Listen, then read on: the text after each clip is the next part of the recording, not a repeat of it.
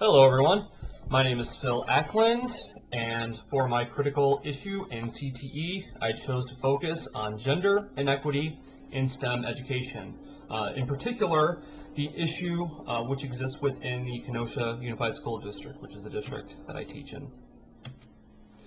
So first, a little bit about the district. We are the third largest school district in Wisconsin. We are located approximately 45 minutes south of Milwaukee on the southeastern border. We are a huge district comprised of 23 elementary schools, 5 middle schools, 5 high schools, 1 specialty school, and 5 charter schools. So before we dive into the issue, I think it's first important to discuss exactly what STEM is. I think it's fair to say that everyone watching this video will know what what the acronym stands for: science, technology, engineering, mathematics. But what you might not fully understand is exactly why we use this acronym. What exactly makes all these individual components special, and how do they relate to one another? So to discuss this, I have a brief video.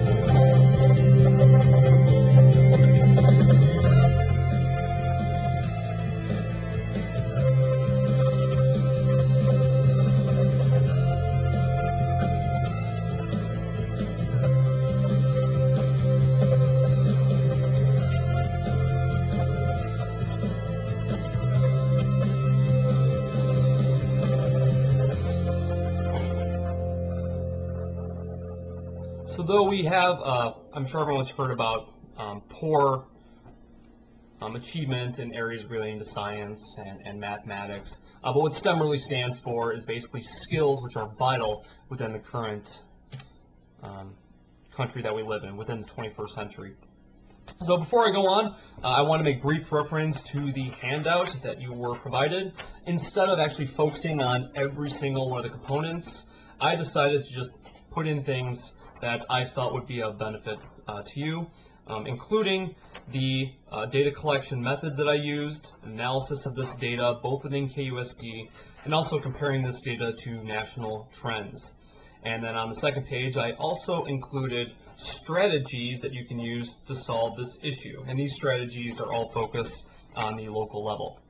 So as per the requirements, the sections of this presentation will include a background of the issue, the impact this issue has had on career and technical education, the data that I collected and analysis of this data, strategies that you can use for solving this issue, as well as my conclusion and also issues that are needed to be considered. So I think that in order to fully understand the current issue of gender inequity in STEM education, we need to discuss the historic background. So in early colonial America, female education was viewed as unnecessary. Women were also typically viewed as being needed within the home while the men went out and worked. This began to change as in the late 1800s, females began to play a larger and larger role within the labor force. For example, in 1870, female workers accounted for a total of 14% of the labor force. Despite the fact that they represented a pretty significant portion of the labor market, people still viewed in general that their contribution to the national production was somewhat insignificant. And these types of employments that they took were often low paying in areas such as textile and food industries. Going into the 1900s, female education at the time was largely viewed as an extension of the home, as illustrated by the photograph on the lower left. Females were often taught in areas such as family and consumer science, teaching things that would help them within the home, such as interior decorating, foods, cooking, sewing, things like that. Well, if you look at the photograph on the lower right, boys were often taught things such as trades, manufacturing, agricultural concepts, and so on. And what perpetuated this kind of stereotypical role of men and females was the Smith and Hughes Act of 1970. So, despite this act being great for CTE as it created federal and state partnerships for vocational education programs, this act also reinforced gender stereotypes because it promoted domestic programs for girls and trade and agricultural programs for boys. So though there has been steps towards change throughout the 1900s, including the women's rights movement, the American feminist movement, and then pieces of legislation such as the Title IX of the Education Amendments. And this title prohibited sexual discrimination within education programs. There's other legislative measures such as the Education Amendments of 1974, which is called the Women's Educational Equality Act of 1974, and this act provided provisions for financial incentives to states to create programs which promoted gender equity. Another piece of legislation was the amended Carl D. Perkins Vocational Education Act in 1976, which allocated 8.5% of Perkins funding for single mothers and homemakers, as well as 3.5% of funding towards eliminating sexual bias and stereotyping in education programs. Despite these measures, there has been little change. As stated by the National Women's Law Center, more than 30 years after Congress outlawed sex discrimination in education, and this is in reference to the Title IX of the Education Amendments of 1972, the gender divide in career and technical education has narrowed barely at all. So it's still, there still exists a large gap. So how does this all relate to STEM? Well, traditionally, career and technical education, at least in the male-dominated component of it, has included things like manufacturing and construction, things like that. And a lot of the fields that we're talking about are now considered STEM fields. So trends have repeated themselves. History has repeated itself. Old habits definitely die hard. So according to the U.S. Department of Commerce, STEM jobs have grown at a rate 3 times faster than non-STEM jobs. And these rates are only expected to continue. Despite the fact that STEM is growing, according to the U.S. Department of Education in 2009 and 10, females accounted for only 21.1% of those enrolled in STEM at the secondary level. And these enrollment trends can actually be seen on your handout when you look on the second page on Table 3. On that same table, you can also see that fields such as education and training are actually dominated by females. So it kind of shows that we are kind of repeating the historical trends and still segregating based on gender. So this has been brought to light on the national level. Here's a quote by President Barack Obama, which he stated in February 2013. "One of the things that I really strongly believe in is that we need to have more girls interested in math, science, and engineering. We've got half the population that is way underrepresented in those fields, and that means that we've got a whole bunch of talent that is not being encouraged." Now, generally, when anyone from the White House or at the federal level discuss STEM, they always just focus on science and mathematics. They forget about technology and engineering.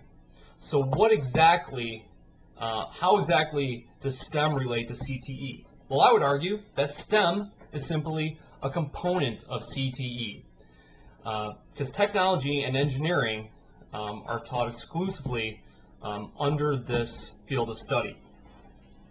To agree with me on this is a statement by the Association for Career and Technical Education 2009, where they stated, "CTE programs offer students a deeper understanding of STEM career pathways in order to facilitate student transitions into these areas, build interest in STEM and STEM-related careers by making math and science content more relevant and tangible to students through integration, and help grow the STEM workforce pipeline by encouraging more students from underrepresented populations to enter these career fields." So STEM really is just a subcategory of CTE. And according to the U.S. Department of Education, despite the importance of CTE and STEM, females account for only 21% of STEM enrollments. And this is again in reference to that same chart on your handout in Table 3. But to combat this, recent Perkins requirements have stated that states have to allocate between $60,000 and $150,000 of funds to prepare individuals for non-traditional fields. So this is in reference to both minority groups as well as female groups. And to show specifically that they are also referencing females, they have a core indicator which requires the reporting of underrepresented gender group participation that leads to employment. So, within CTE, are girls college and career ready? Well, let's look at educational trends. So here we see a graph showing the degrees that are conferred to females. As you can see, females account for the majority of all degrees earned, where they have 62% of associate's degrees, 57.4% of bachelor degrees, and so on. So females account for the majority of degrees. But despite this, in 2008 and 2009, females earned only 31% of all STEM degrees and certification. So despite the fact that they have the majority of the degrees, they account for a very, very small percentage of all STEM degrees. So that really shows the extent of the issue. And this doesn't stop just with education, it goes on into employment. According to the U.S. Census Bureau in 2013, 7.2 million people were employed in STEM occupations, which accounts for a total of 6% of the total workforce. Of this, women accounted for only 26% of those employed in STEM jobs. So yes, this is a big issue. But STEM is definitely important. It is growing. According to National Science Board, science and engineering jobs have grown 3.3% a year between 1960 and 2011, compared to only 1.5% of the rest of the workforce. So it is a field which is constantly growing. And also unemployment rates are pretty low, because in 2010 it was reported that college graduates in science was 4.3% for unemployment, and the unemployment rate for engineering was 5.1%. And this is much lower than the national average of 9%. And also these jobs pay better. This is just one example brought to attention by the National Coalition for Women and Girls in Education. They stated that a woman working as a surveying technician, a non-traditional field for women, can earn on average an annual wage of $63,000, while a woman working as an administrative assistant, a traditional field for women, will earn an average annual wage of just $32,000. Now, granted, this is just one example, but generally speaking, those fields considered traditional for women pay less than those fields deemed traditional for men. So to gain a better understanding of exactly the extent of the issue and the reasons for it within the Kenosha Unified School District, I administered 2 surveys, one of which was sent to all the engineering teachers in the district, and another was given to females directly within my school, which is Tremper High School. So let's look at the first survey sent out to all the teachers via Google, one of the Google Forms application. I submitted the form to a total of 11 teachers, of which 9 responded. We have a total of 4 high schools which currently have technology and engineering courses, and out of those 4, every single teacher responded in 3 of the high schools. So the 2 that were not represented were Indian Trail High School. Teachers that work there were at Indian Trail, and because of this, I have not included Indian Trail within the graphs. So the questions that I asked them were, what school do you teach at? How many students do you have in your tech ed courses? Of these students, how many are girls? From your past experience, are these enrollment trends common? Regarding the last question, 100% said that yes, these low enrollment trends are common. So here is a graph of the data that I collected regarding female enrollment. As you can see, in Tremper High School, out of 381 students enrolled in technology and engineering courses, only 30 were female. This is not unusual because you can see the same enrollment trends at all the other schools, where we have 310 total at Bradford with 16 female, and 507 at Lakeview total with only 127 being female. And the last one just shows all of these added together. So within KUSD, females account for only 14.4% of the total enrollment in technology and engineering courses. This is actually a little bit lower than the national average, which is shown on your handout in Table 3. So to gain a better understanding of exactly why female enrollment was so low, I administered another survey which I gave out to 68 females within family and consumer science courses at Tremper High School. I shouldn't have said KUSD, it's just at Tremper. So the questions that I asked were, what courses have you taken in the technology department at Tremper? If you have taken few to no courses in the technology department at Tremper, what reasons do you have for not enrolling? Why do you think that female enrollment in technology education courses are so low? And do you feel that there are some classes better suited for boys and some classes better suited for girls? If so, give an example of a class for girls, an example of a class for boys. It was almost unanimous that the respondents stated that the reasons for such low enrollment was that girls were just simply not interested. What I also found interesting was the response to the last question was split about half and half. For about half the females stated that yes, indeed, there are classes better suited for girls, and the other half stated yes, there are classes better suited for boys. So a large component of this issue is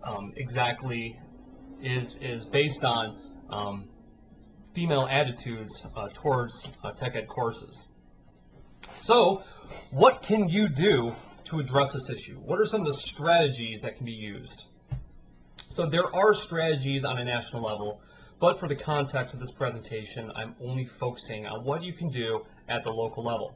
And all this is taken from a article written by Donna Milgram, who is the executive director and founder of the Institute for Women in Trades, Technology, and Science, and she outlined a few key strategies to use for recruiting girls into STEM.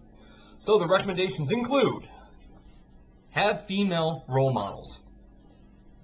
It's fair to say that role models play a significant part in a student's self-efficacy, their ability to see themselves within that career. And more often than not, females are only exposed to more traditional roles for women. So they may see a teacher and want to emulate them, or they may see someone in the medical profession and they want to emulate them. But it's important for us to also show them role models within STEM fields of study. And here's a quote by a published psychologist, Keklis and Chetta and Countryman, who states that the role models help combat stereotyped images and also communicate information about the work and the steps needed to prepare for a career in science.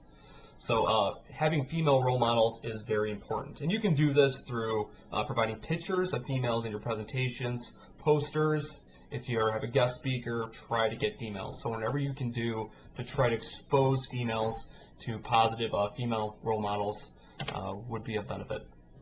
Another recommendation is to reach out to the counselors. Counselors play a significant role in preparing students for their future careers. So it's important that they understand exactly the extent of the issue and that they become active members of change in addressing it. Here's another quote from published psychologists, Miwi and Neumeier.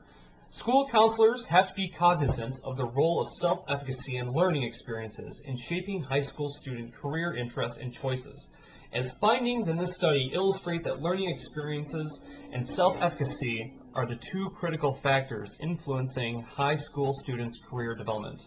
So it's important for us to reach out and create an open channel of communication with our counselors.